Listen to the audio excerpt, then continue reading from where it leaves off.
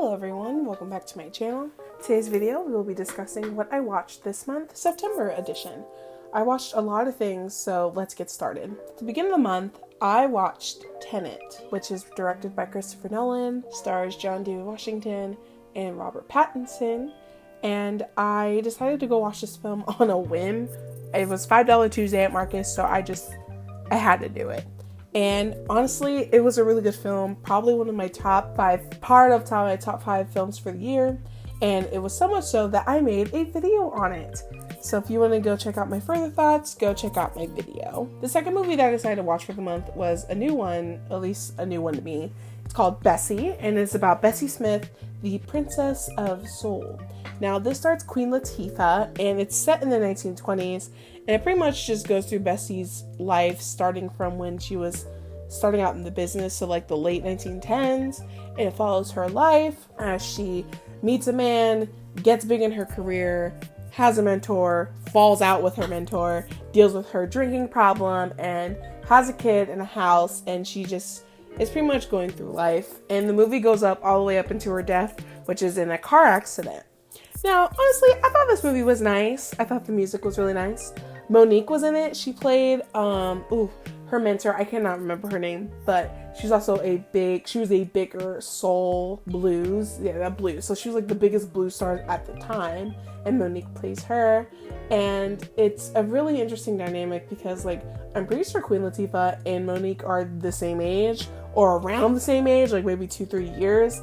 So I just thought it was interesting how Monique is supposed to be her mentor. But anyway, it was a good film. I enjoyed it. It was on HBO Max, and it was just something I wanted to watch. To continue with the music biopics, I watched Ray, starring Jamie Foxx, that was released in 2004. Now, Ray is honestly probably one of my favorite biopics. Like, I love this movie so much. I've seen this movie like 6 or 7 times, and it's literally 2.5 hours, and I've seen it. And I don't know what it is. I mean, Jamie Foxx just does a great job being Ray Charles and literally embodying this man. I mean, he won an Oscar for this role, and it was just so good. It was a good rewatch. I love Kerry Washington. She's in this film. And Regina King, she's great too. But it's a good one. Go watch it. If you like jazz biopics and Jamie Foxx, I would go definitely. The next film that I watched this month or last month is Horse Girl, starring and written by Alison Brie. Now, I watched this at a friend's apartment with her and then another friend, and we were doing arts and crafts, and she told us that she just wanted to watch this movie, so we just turned it on. And this movie is weird to say the least, I guess. Or yeah, the least. It's really weird. Like, we all know those horse girls. We all know who they are. And this character is one to the max. I think the character's name is Sarah. And she pretty much is like going crazy, or she's hallucinating or something. She thinks she's getting abducted by aliens. She's really gullible. She really likes horses, but like she used to farm or whatever, and she still comes by and like takes care of the horses, but even the owners are just like, please leave. And it's really interesting. It's really creepy. There is this element of like aliens and then like time jumping in a way. It's so weird. If you like weird indies, then this one's definitely for you, but it's just really interesting. Then after that, I decided to catch 2 HBO Access films. So the first one I saw was called Emergency Contact, where it's about this nurse who pretty much has a mental breakdown at a hospital, and where she apparently has an affair. Well, she works at another hospital, and then she has an affair with one of the nurses, and then it gets outed, and then they like break up, and it's really ugly. Then she goes into a room and finds a nurse who is trying to do her job, but she does it very badly, and she's helping this dude with a bloody nose, and then she basically tells this woman she's gonna kill herself, and she just completely like breaks her shit. So then she gets committed into the psych ward, and then breaks out of the psych ward, and when she tries to steal the car, she breaks into the car of the nurse that she was messing with earlier, and they had a conversation about like perspective and getting help and stuff like that, and that's really it. It's like 15 minutes. It's really interesting. I don't know, I really liked it. It was like a good watch. And then the second HBO Access film I watched was called Progress, where it's pretty much about this guy is the only black man living in the whole world, and then he goes into hiding. And then this white woman comes and basically says, I basically have a biracial son, and it would just be great if you could just like show your face so he knows that he's not the only one in the world. And then that's really it. He just, in the end, that's what he does. That's it. And it was fine. It was okay. It was fine. Then I watched Singing in the Rain with my boyfriend, and he watched it for the first time, and I watched it for the second time. And I'm not really one for old movies.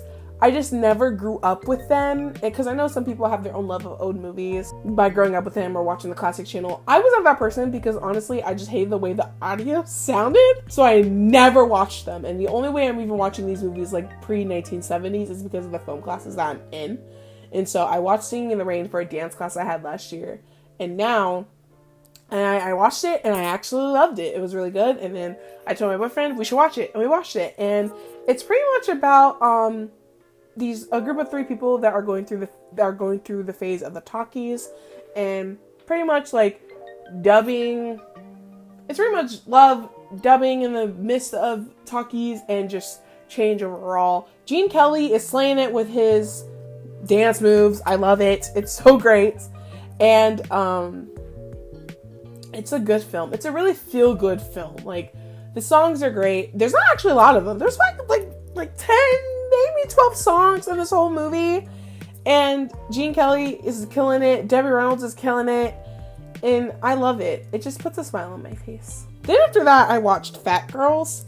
Now, I'm a plus-size girl. And Fat Girls was probably the first film I've ever saw, especially like when I was a kid, because I saw like when I was like 9, 10, and it really introduced like my body, and like introduced the concept of body image, and how even as a big girl I can still feel beautiful in who I am. And Monique killed this role. This role is so funny. It really brings some nuance about like self-confidence. That's what this movie's really about. And I think all the time that I discovered this movie and I watched this movie, and it makes me feel very good and wholesome, because I have done so much in my life to like lose the weight that I have, but now I'm into a point with the relationship with my body that's very different, and I don't hate it. I love it.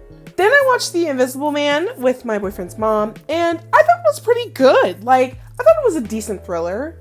It was a good movie, not a great one. Elizabeth Moss honestly killed it. The last shot of this movie definitely gave me Handmaid's Tale vibes, though. What Handmaid's Tale is about, not Handmaid's Tale, The Invisible Man. It's pretty much about this woman who escapes her husband, who also is a mad scientist, and creates a invisible suit to stalk her and make her crazy. And I think the practical effects being used, because like most of this is practical effects, I think they did a really good job with it. I think this is the type of movie where it's minimal enough where they can use practical effects. Go with that. I think it was really well done, in my opinion. Then I watched Land Without Bread for my documentary class, and it's pretty much about this dude who goes and records people in this town in Spain, and this movie is like kind of built up to be like, oh wow, these Spanish people don't have anything in their lives, and they're going to school even though they don't have anything, and they're doing anything they need to do to live. But ultimately it's a misdirect, because this movie is actually a propaganda film for pro-nationalists during the Spanish Civil War. The next movie I saw after that was The Adventures of Prince Ahmed for my animation class. And this movie was made in 1929 and 1926. And honestly, the animations are not that bad. It's pretty nice, actually. And it's pretty much about this dude who gets a magic horse and he just goes on adventures. There was this one part, I think it's like Act 2, where he finds an island of women and they all fight over him. That was pretty funny, I'm not gonna lie. And then the one woman he wants, she don't want him. It's so funny. But I'm not gonna lie, I fell asleep for the last like 20 minutes. The movie after that I watched was Cuties. Cuties is a 2020 coming of age film that came out in early September and has caused a lot of controversy. So much so, I made a video on it. You should go check it out. The next movie after that I watched was Antebellum, which stars Janelle Monáe, and it came out early in September as on demand, and I checked it out and I watched it with my best friend, and it was really bad. It was a bad movie, and it was actually kind of depressing, because the message that they were going for probably would have been great during in June, but not in September. And the whole kidnapping a black person because they disagree with you and putting them into a Civil War reenactment where you can rape them so they can be your slave. Yeah, I don't know, that just didn't read well for me. Even though the beginning was actually really nice. Like the first 10 minutes of this film, I think was really good. And then after that, it was just really bad. Dawn, however, played by Gabourey Sidibe, was literally me. She was the best part of this whole film. Then I watched Tenet again, and it was a great time. I love it. The second time, it's even better this time. Then I watched Black News for my documentary class, and it is a kind of a newsreel, kind of a documentary. And it's really interesting because it's pretty much these split screens of like different media and how they like interact with each other. I can't really explain it, but it's really good. I'm gonna go check it out. Then I watched Network for my video art class, and I thought it was pretty funny. I think what's really interesting about Network is how it's really a parody of the media. And something that came out in the 1970s, I just didn't expect it to be very funny.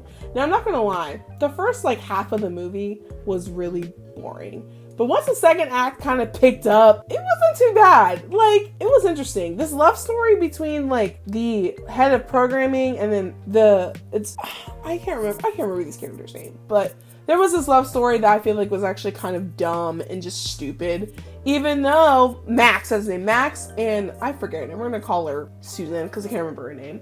Max and Susan has this whole relationship, and then Max pretty much tells Susan that her career is gonna ruin her life and she's gonna be lonely forever. And it was kind of fucked, but at the same time, wasn't that?